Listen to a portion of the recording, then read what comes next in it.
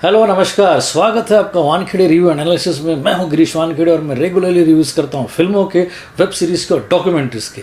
आज के रिव्यू का टाइटल है पगलेट, जो कि Hindi social drama comedy feature film है और यह स्ट्रीम हो रही है नेटफ्लिक्स पर 26 मार्च 2021 से। फिल्मों में स्ट्रॉन्ग इंडिपेंडेंट फीमेल कैरेक्टर्स की कमी है और ऐसे में कुछ ऐसे कैरेक्टर्स जो आपको प्रभावित कर दें या आपको याद रह जाए, ऐसे कभी कभार ही होता है। इसलिए याद आती है 2000 में बनी एरिन ब्रोकोविच, जिसमें जूलिया रॉबर्ट्स थी और इसमें एक ऐसी फीमेल प्रोटैगनिस्ट थी जो एक बहुत बड़े ऑयल कॉरपोरेशन के खिलाफ मोर्चा खोल देती है। फिर है 2007 की जूनो, जिसको उस साल के ओरिजिनल स्क्रीन प्ले के लिए ऑस्कर अवार्ड था और उसमें एक ऐसी लड़की की कहानी थी जो 16वें साल में प्रेग्नेंट हो जाती है और फिर वो एंटी एबॉर्शन और एबॉर्शन लॉबी के खिलाफ आवाज़ उठाती है। और फिर पिछले साल आई थी वॉल्ट डिज्नी की मुलान, जिसमें एक फीमेल कैरेक्टर अपने परिवार और अपने कम्युनिटी को बचाने के लिए आदमी का भेष बनाकर युद्ध भूमि में पहुंच जाती है। हमारे यहाँ भी देखा जाए तो सबसे उल्लेखनीय है 2014 में बनी क्वीन, जिसमें कंगना रनौत का कैरेक्टर एक ऐसी बोल्ड लड़की का है जो हनीमून पर अकेले ही जाने का निर्णय ले लेती है। और फिर उसी साल में रिलीज हुई थी हाईवे, जिसमें एक लड़की को किडनैप किया जाता है और वो लड़की किडनैप होने के बाद ही अपनी असली स्वतंत्रता से वाकिफ होती है।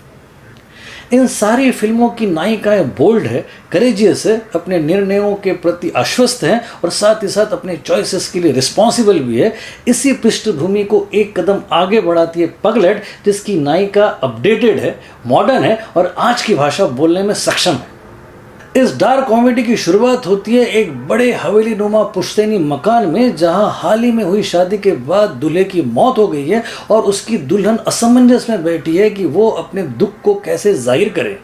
अब वो चूंकि अरेंज मैरिज के बाद इस घर में आई है, इसलिए वो अपने पति को ठीक ढंग से समझ भी नहीं पाई है और ऐसे में वो विधवा हो गई है और सारा का सारा परिवार शोकाकुल है। उसके माता पिता भी उससे मिलने के लिए यहाँ पर इस घर में पहुँचते हैं और साथ ही साथ उसकी एक पुरानी दोस्त भी उससे मिलने के लिए आ पहुँची है। ये नई विधवा एकदम मिसफिट है इस अंतिम संस्कार की गतिविधियों में और ऐसे में उसको पता चलता है कि उसके मृत पति का अफेयर था उसके अपने ऑफिस के कलीग के साथ। अब वो उस कलीग के साथ कन्फ्रंट करती है और अपने पति को और भी ज़्यादा करीब से जानने की कोशिश करती है। उसके अपने परिवार के अलावा उसके सास, ससुर, देवर, भाई, भैया, ताऊ, किराना वाला, दोस्तारी उसके दुख में शामिल है और उसे सांत्वना देने की कोशिशें कर रहे हैं। ऐसे में अचानक ही उसके पति ने की हुई इंश्योरेंस पॉलिसी के 50 लाख की एकमात्र दावेदार बनकर वो उभरती है और सारे ही परिवार के लोगों की आंखों में जलन स्पष्ट हो जाती है। उसके पति का कजिन उसको प्रपोज करता है शादी के लिए, इस आशय के साथ कि जो पैसे उसे मिले हैं उस 50 लाख से वो अपना नया होटल खोल सके। इन सारी क्रियाकर्मों में और कर्म कांडों में किस तरीके से ये विधवा अपने आप को बचाए रखती हैं, किस तरीके से वो अपने चॉइसेस के लिए मुखर है, किस तरीके से वो अपना आपा नहीं खोती, किस तरीके से वो अपना कंपोजिशन नहीं खोजती और फिर उसके बावजूद भी इतनी विपरीत परिस्थितियों में भी अपने आप को बचाए रखती है और फिर कैसे अपनी हिम्मत से अपनी नई जिंदगी का आगाज करती है। उसकी है ये दिल को गुदगुदाने वाली लेकिन साथ ही साथ नई फीमेल स्पेस को रिडिफाइन करने वाली 115 मिनट की बड़ी हार्ट वार्मिंग फिल्म, जिसे देखने के मैं आपको कम से कम 12 रीजंस दे सकता हूं। सबसे पहला रीजन है राइटिंग। इस फिल्म की स्टोरी, स्क्रीन प्ले और डायलॉग्स लिखकर राइटर उमेश बिष्ट ने एक अलग ही ऊंचाई हासिल की है। सारे कैरेक्टर्स का ताना बोना, उनके बीच की रिलेशनशिप, फिर इतने सीरियस इश्यूज में भी कॉमेडी को क्रिएट करना, खासकर वो सीन जिसमें देवर भाभी से ऑबिच्युअरी लिखवा रहा है। सारे ये सीन्स में अंडर करंट जो है वो कॉमेडी का है और कमाल का है, यानी कि सीरियस इश्यूज को बड़े ही लाइट तरीके से लिया गया है और सारे ही कर्म कांडों में और क्रियाओं में एक व्यंग्यात्मक दृष्टिकोण है जो कि गजब का है। दूसरा रीजन है डायरेक्शन। राइटर उमेश बिष्ट ने इस दूसरे दायित्व को भी बखूबी निभाया है। एक बड़ी ही एंसेम्बल स्टारकास्ट को डायरेक्ट करना और as a captain of ship सारी डिपार्टमेंट्स की मजबूती को तय करना और उसके बाद एक अच्छी कलाकृति को जन्म देना अपने आप में एक बहुत बड़ी उपलब्धि है। तीसरा रीज़न है प्रोड्यूसर्स। बालाजी की शोभा कपूर और एकता कपूर के अलावा सीखे एंटरटेनमेंट की गुनीत मोंगा और अचिन जैन बधाई के पात्र हैं। उन्होंने एक बेहतरीन फिल्म देकर नेटफ्लिक्स को अपनी इमेज सुधारने का मौका दिया है और साथ ही साथ दर्शकों को एक ऐसी पेशकश दी है जो प्रोग्रेसिव है और आई ओपनर भी।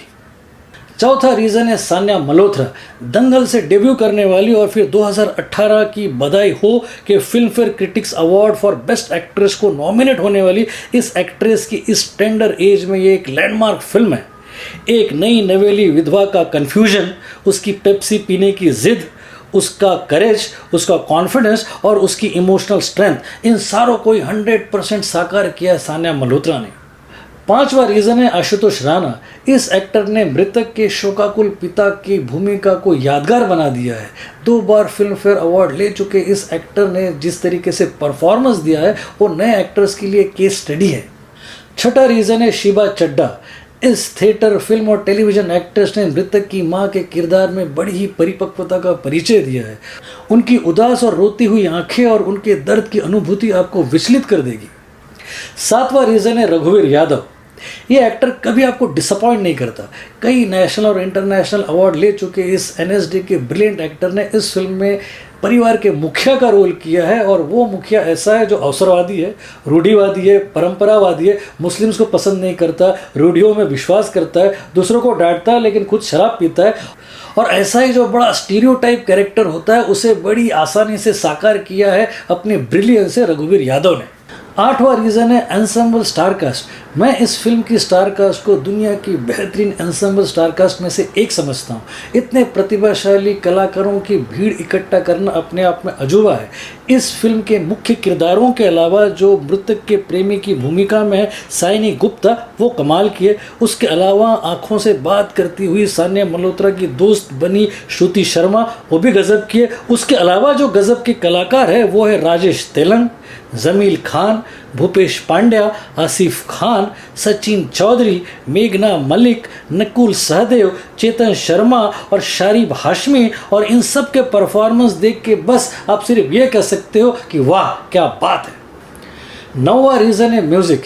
इस फिल्म के साथ ही Arijit Singh as a music composer debut कर रहे हैं और मैं इस फिल्म के म्यूज़िक सुनने के बाद कह सकता हूँ कॉन्ग्रेचुलेशंस। इस फिल्म में 24 ट्रैक्स है और सारे के सारे ट्रैक्स तो फिल्म में यूज़ नहीं किए गए हैं, पर जितने भी यूज़ किए गए हैं वो तारीफ़ काबिल है। मैं कहूँगा जानदार और कमाल का म्यूज़िक कंपोजिशन है इस फिल्म में, और साथ ही साथ वो टाइटल सॉन्ग, जो टाइटल ट्रैक है वो माइंड ब्लोइंग है। 10वां रीज़न है सिनेमाटोग्राफी। रफ़ी महमूद का कैमरा वर्क अमेजिंग है। शहर की खूबसूरती, उसकी गलियां, मंदिर, मस्जिद, आंगन, सड़कें और फिर परिवार का बड़ा मकान और उसका छत, फिर स्मार्ट एंगल्स और ब्रिलियंट लाइटिंग, सुपरलेटिव है इनका काम। 11वां रीज़न है एडिटिंग। इस फिल्म में इतने सारे ट्रैक्स, इतने सारे कैरेक्टर्स और इतना वास्ट ग्राफ होने के बावजूद भी वो एडिटिंग के कारण टाइट और फोकस लगती है। प्रेरणा सहगल का काम किसी भी ऑनेस्ट फिल्म मेकर के आर्ट फॉर्म को एनहांस करने की ताकत रखता है। और फिर 12वां रीज़न है कॉन्सेप्ट। इस फिल्म का कॉन्सेप्ट ही विनर है। ये कॉन्सेप्ट पेपर पे ठीक ठाक नहीं लगता, लेकिन जब उसे ट्रीटमेंट मिलता है दक्ष हाथों की, तब जाकर वो परिपूर्ण हो जाता है। इस कॉन्सेप्ट के साथ ही हम आउट ऑफ द बॉक्स और करेजियस फिल्मों की दिशा में अग्रसर हो रहे हैं। इन 12 रीजंस के अलावा मैं आपको बता दूं कि हम फीमेल के इंडिपेंडेंस को सिर्फ सिनेमा में ही सेलिब्रेट ना करें, बल्कि उसे अपनी सार्वजनिक और व्यक्तिगत ज़िंदगी में भी अनुसरण करने की कोशिश करें, उसे लाएं, उसे ढालें और फीमेल इंडिपेंडेंस को उसकी गरिमा दें। आप किन भाषणों से, किन साहित्यों से, किन किताबों से, किन व्हाट्सएप के मैसेजेस से प्रभावित होते हो ये मैं नहीं जानता, लेकिन मैं ये जानता हूँ कि आप किस फिल्मों से प्रभावित हो सकते हो। उन फिल्मों में से एक फिल्म है, ये ज़रूर देखिए। Go for it.